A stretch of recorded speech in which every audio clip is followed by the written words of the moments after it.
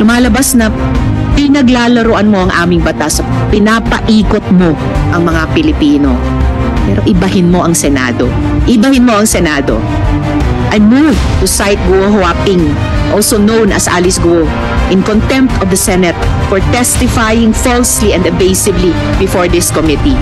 Sa namin, kung binobola mo kami rito, pagkatapos mo kaming bastusin, gaganyanin mo kami ngayon, sasagutin mo kaming ganyan, pagkatapos mo kaming bastusin, pagkatapos mo kaming takasan, sasabihin mo may death threat ka, tapos di mo masabi kung saan galing yung death threat mo, hindi mo masabi kung dito sa Pilipinas o sa abroad.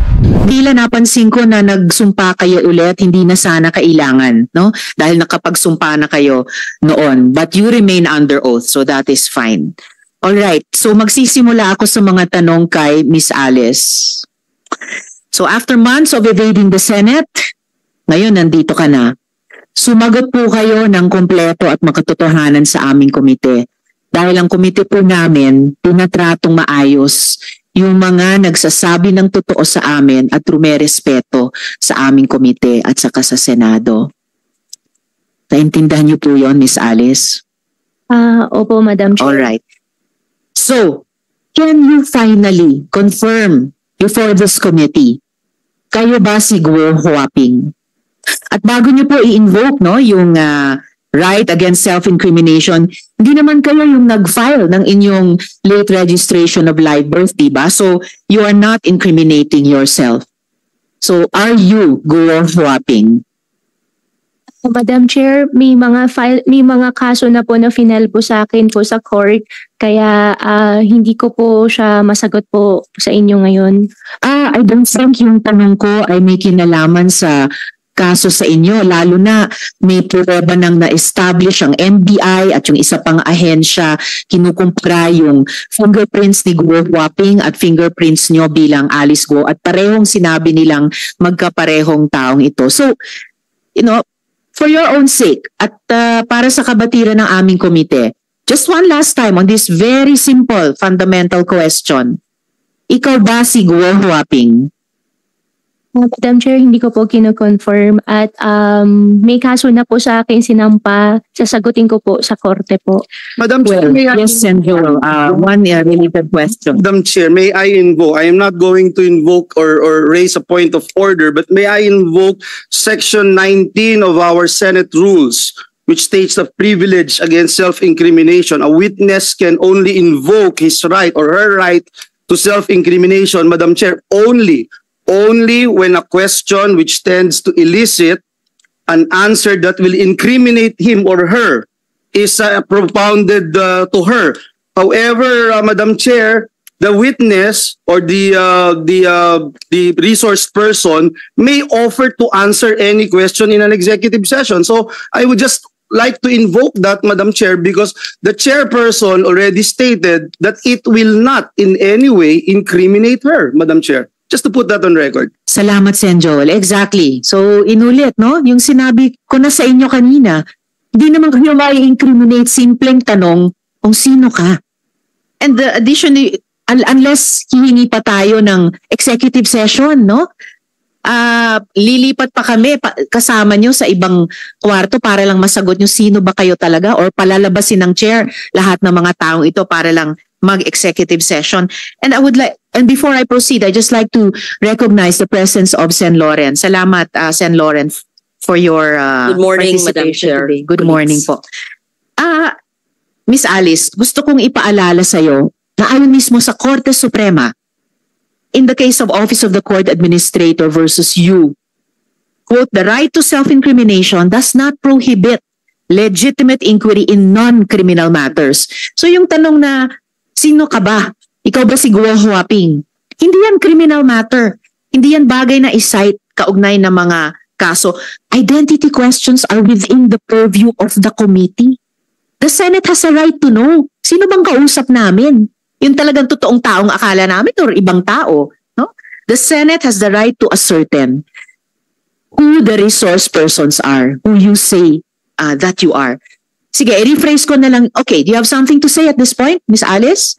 Opo, Madam Chair, ako po si Alice Guo. Well, napatunayan na po namin na hindi kayo si Alice Guo. kayo ay totoong si Guo Huaping. Hindi lang ang komite ang umabot sa ganyang conclusion, ang NBI mismo at ang isa pang ahensya. If you insist not to answer kung kayo si Guo Huaping, i-rephrase ko yung tanong ko. Ang tatay mo ay si Guo Jianzhong at ang nanay mo ay si Lin Wenyi, tama ba?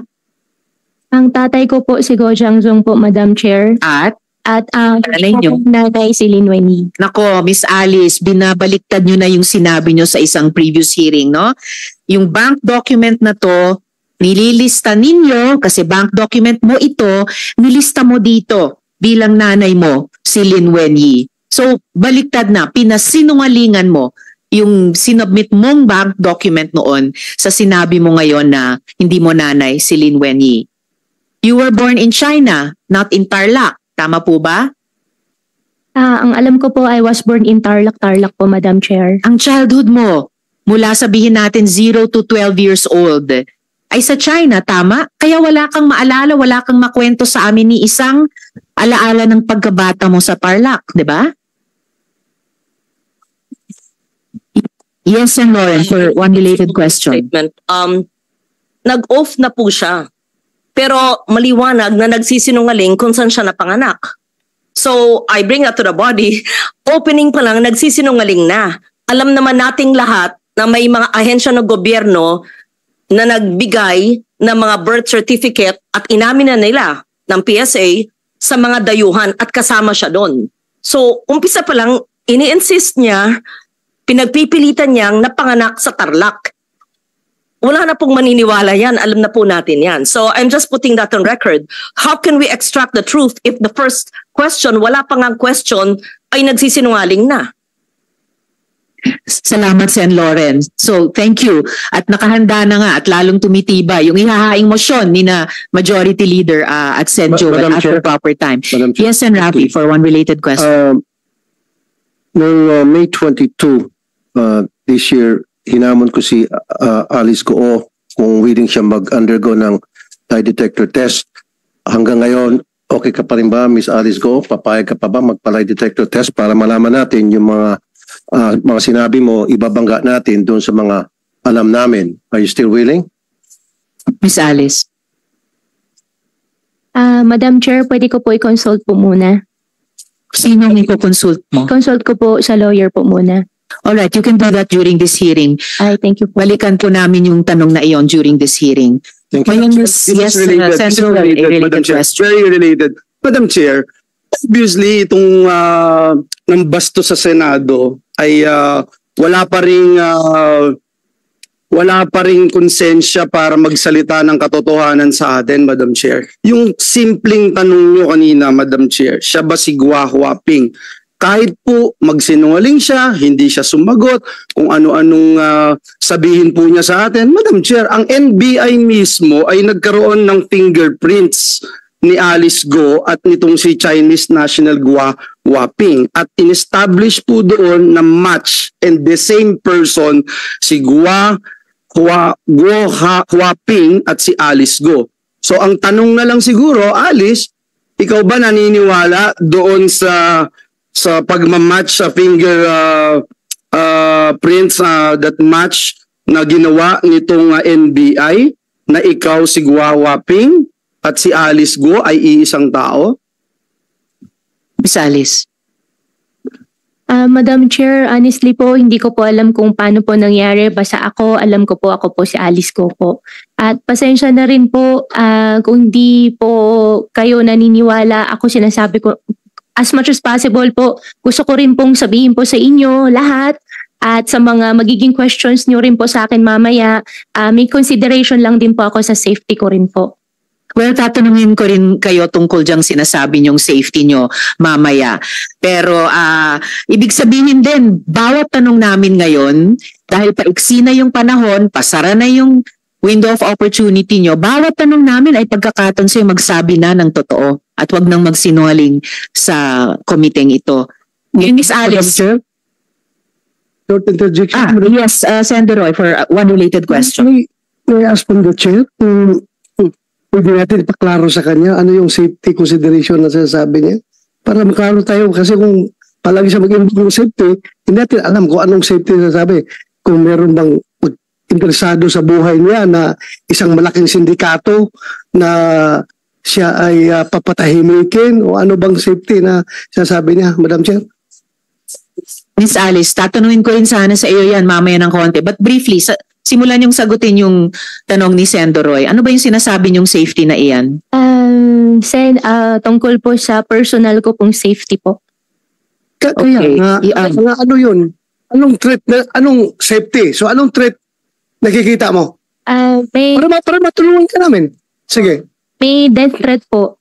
May Sino death threat. nag-threat? Sino? Hindi ko lang po may discuss po dito in public po. Why don't you May discuss it death threat in po. public? The people ought to know about it. May death threat po na Sino ang nagbabanta sa iyo sa buhay mo? Kung ayaw mo pang sagutin ngayon, Miss Alice, hindi kayo makakatakas sa tanong na yun. Tatanungin ko rin kayo dyan. Madam Chair, wala po din naman po akong plan po na takasan po yung question po. However po, meron lang din po talaga na safety concern po sa sarili ko po, na security concern po, na death threat po na minigay po sa akin. Kaya hindi ko lang po ma-discuss po sa public po. Madam, Yes, Miss Alice, nung nakita kayo ni Secretary Abalos, ang una mong sinabi kay Secretary Abalos, tulungan mo ako, Sec, na may death threats ako. Sino ang nagbabanta sa iyo? sagutin mo na ng maiksi at diretso, Miss Alice. Opo. Sen, pasensya na po, hindi ko kasi masabi po in public. Kasi nga po, may safety problem nga po ako. Madam Chair, that answer is unacceptable. As far as It's unacceptable, Senjor. Pero parang sasabihin na, yung buong committee sa kanyang safety, pag ganun. Wala namin kung binobola mo kami rito. Pagkatapos ng kaming bastusin, gaganyanin mo kami ngayon, sasagutin mo kaming ganyan, pagkatapos mo kaming bastusin, pagkatapos mo kaming takasan, sasabihin mo may death threat ka, tapos di mo masabi kung saan galing yung death threat mo, hindi mo masabi kung dito sa Pilipinas o sa abroad. Miss Alice, pinaalalahanan kita, you never raised security concerns to the committee before. Nito na lamang na aresto ka na at ibinalat dito. Tatanungin pa rin talaga kita dun sa sinasabi mong death threats na yan na ngayon lang namin narinig yan. Balikan ko lang muna yung kumbaga prejudicial question para sa amin, yung identity ninyo. You entered the country as Guo Huaping in 2003, correct? Ikaw ay 12 or 13 years old pa lamang noon, correct? Madam Chair, wala po akong record po niyan. Oh, speaking of records, have you ever had a Chinese passport? Ang alam ko po, Madam Chair, Filipino passport po. Filipino passport. Sa pagkaalam namin, nagkaroon ka ng Chinese passport, hindi mo lang ni-renew, nag-lapse yun. So, Alice Guo, alias Guo Huaping, Filipino ka ba? Opo, Filipino po ako, Madam Chair. Madam Chair, Yes, and Lauren, for thank you. one related question. Since yung sinabi po nyo, kung meron siyang passport na Philippine passport, sinabi niya meron siya. Tapatin lang tayo, sino ang nagbigay ng Philippine passport? Sino rin nag-issue ng kanyang Philippine birth certificate? Pag sinabi mo yon, we can protect you. Pag sinabi mo yung totoo, paano ka naging Pilipino, paano ka nagkaroon ng passport, then you're answering us properly, we can perhaps protect you. But if you keep on lying to us, you will sink in a web of lies. Hindi ka namin maprotektahan sa mga sindikatong naghahabol sa'yo.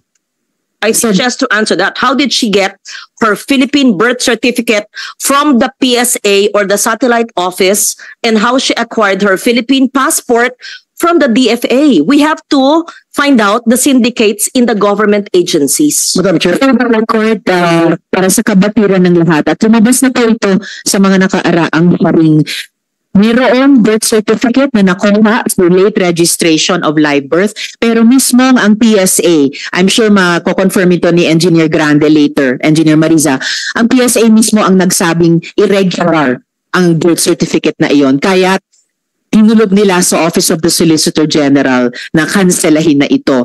But apparently, habang hawak pa yung irregular birth certificate na iyon, nagamit para makakuha ng Filipino passport. Pero sa pagkaalam din ng aming komite, nagkaroon ka, Miss Alice, ng Chinese passport. Kaya sa lahat ng mga tanong na ito so far, bakit ayaw mo sumagot?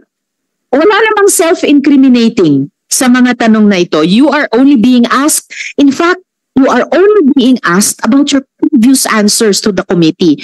Yung mga previous documents na sinabit mo sa mga bangko na nakuha namin. So please stop being evasive. Stop being evasive before this committee. Finlash namin ulit yung dactyloscopy report ng NBI, no?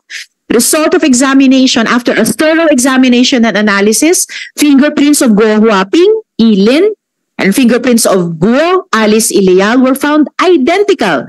Opinion, NBI to, in view of the foregoing, fingerprints of Guo, Huaping, Ilin, and fingerprints of Guo, Alice Ilial were affixed by one and the same person. Isang tao lamang. Yung una-unang tanong ko sa inyo, pero nagsinungaling pa rin kayo. Now, once and for all, Alice Guo, alias Guo Huaping, I am giving you the opportunity to explain why you should not be cited in contempt for lying before this committee and for providing untruthful and evasive testimony. Miss Alice? Madam Chair, lumaki po ako, alam ko po ako ay isang Filipino.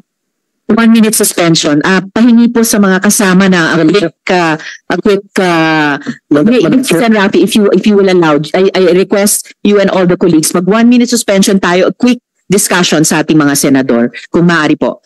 We are suspended for... Mabilis lang to sana, Madam Chair. Please, Sen. Rafi, and then please, we need to take a 1 minute suspension. Yes, Sen. Rafi. Malala po yung sa previous hearings ng committee ninyo, nabanggit yung pangalan John Patrick Samson na supposed to be fixer na tumulong para ma-facilitate yung pagkakuha ng late registration, birth certificate hanggang passport ni Miss Alice Guo. Bakit hindi po natin siya inimbitahan? Salamat, Sen. Rafi. Actually, iimbitahin natin yung si Jonathan Samson sa susunod na pagdinig. Bahagi po siya ng tanong ko mamaya-maya sa ibang resource person natin. So let us... Last na po. Yes, please. Last na and before we suspend. Yung last hearing, merong sinulat si Sheila Go sa papel na sabi niya secretary. Hindi naman yun sa executive session. So pwede bang may divulge kung sino yung dalawang pangalan na sinulat na hindi nabanggit sa hearing ng mga senador? Mamaya po ay i-divulge din yung dalawang pangalang iyon, pero meron na pong isang related resource person sa dalawang iyon na nandito ngayong araw at siguradong matatanong natin. Thank you, Madam Chair. Salamat, Sen. Rafi. Joel, before we suspend for 1 minute. To suspend the deliberation, and I already anticipating, Madam Chair, what is going to happen when we suspend the deliberation.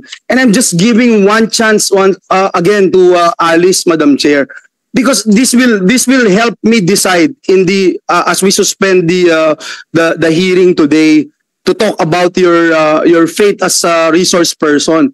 If it is true, Miss Alice, ako muna, Miss Alice. Miss Alice, pakinggan po ang senador. Ako muna, attorney, please.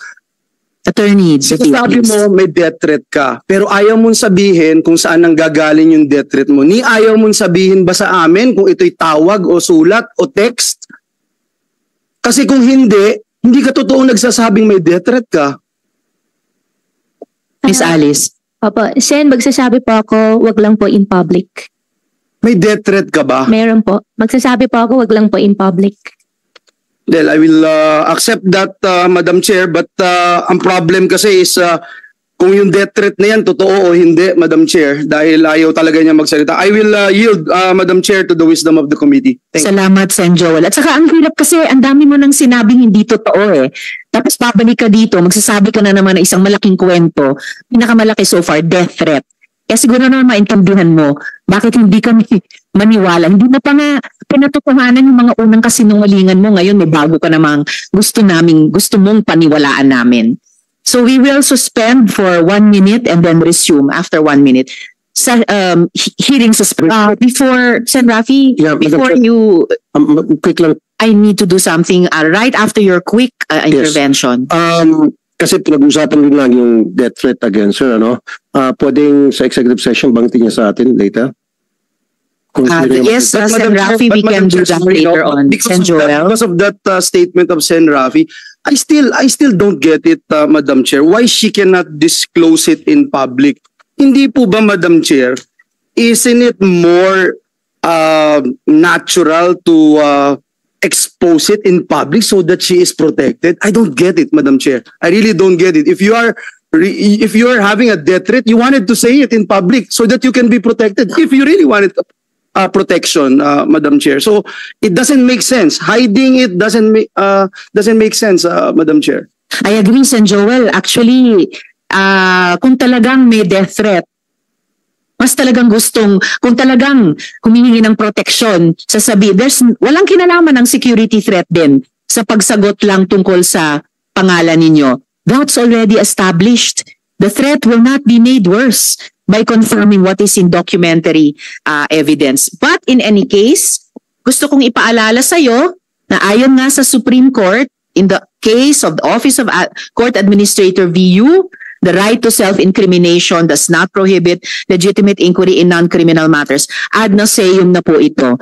Halos naduduwal na po kami sa pag-ulit-ulit nito. No?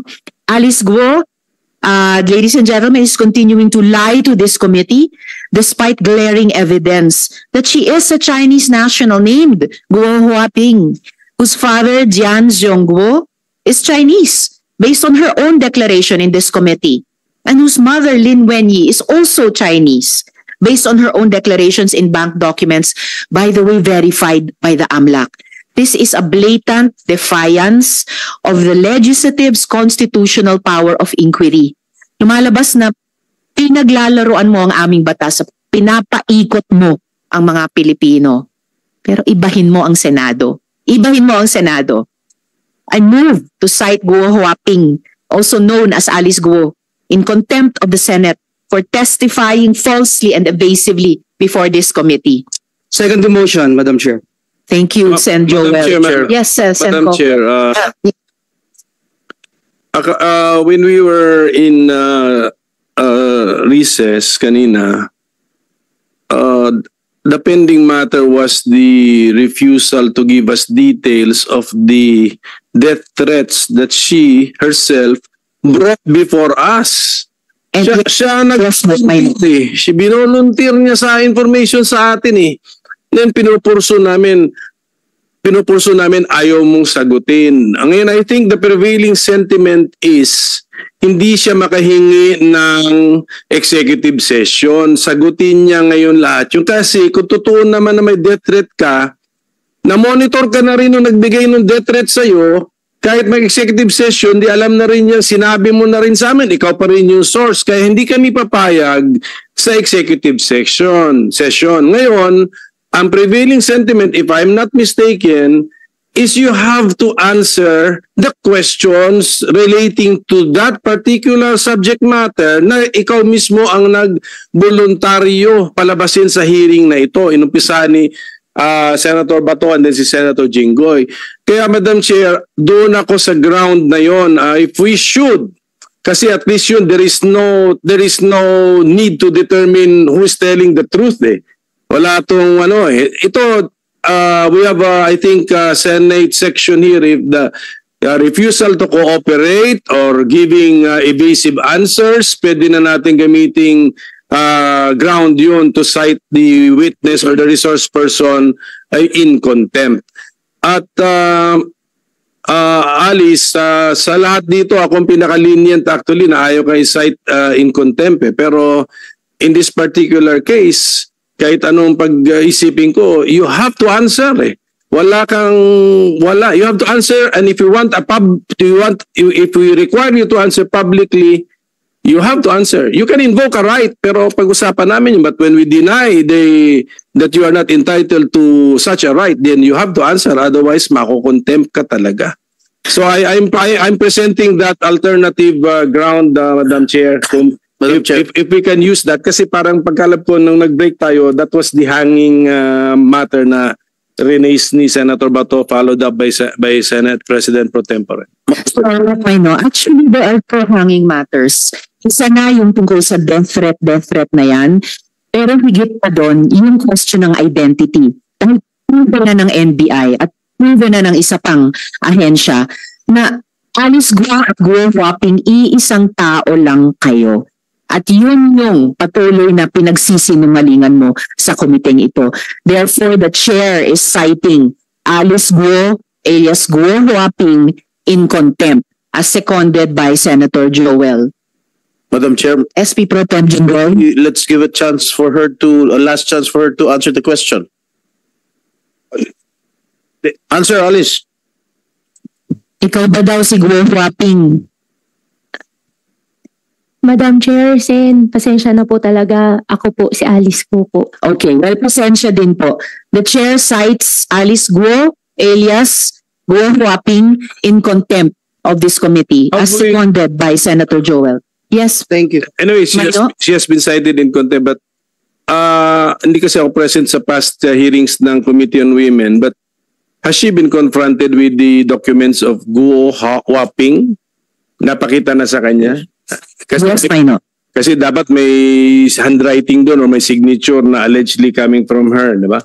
Did she deny or the signature? May entries doon may entries siguro doon na coming from the applicant, tama? Am I mistaken as NBI director? I can flash the passport page, Mano, and then NBI Director Santiago, gusto niyo bang i-address itong matter, please? Certainly, Your Honor, please. Yun pong sa signature, remember yung sa ACR niya, doon namin ibinase, ay meron pong ibang signature niya doon. At dito sa NBI clearance na ibinigay namin sa kanya, iba rin po ang signature. Kasi bata pa siya nung yun hong sa ACR eh. Kaya we cannot rely on the signature. Pero ang fingerprint po, hindi po yan magbabago magmula ipanganak hanggang sa mamatay ang tao. Yes, but have we confronted her with the document and then asking her, did she accomplish the said document? Tanawin natin siya kasi hindi naman siguro siya musmus na bata na hindi na niya maalala, no? May memory na siya noon eh. Hindi po namin siya na-confront. Okay. Kaya And colleagues presented those documents na fina-flash ko ulit dito kay Alice Guo sa mga nakaraang hearings bago pa siya tumakas. can we give her one last chance? I-flash yung document din and then I will ask her now if she remembers accomplishing the said document of Guo Huaping. Madam Chair, I'm sorry, but I asked that question a while ago and she said no. Can we flash the document? Used by the NBI. I mean, use the document. Diba? Where's the document? Please give her a chance. Pakita natin sa kanya. For fairness sake. Pero pag i-deny niya na hindi niya in-accomplish yun at what particular age, kumbinsido na tayo din. Therefore, she's lying before us. Diba? Meron po tayo ditong Dr. Escoto report na sinasabing identical ang fingerprints ni Alice Guo at ni Guo Huaping at na yung fingerprints na iyon ni Guo Huaping at ni Alice Guo were affixed by one and the same person. Do you have the supporting document na ginamit ng NBI para dito? Para ipakita ulit. Dahil ipinakita na natin dati kay Alice Guo.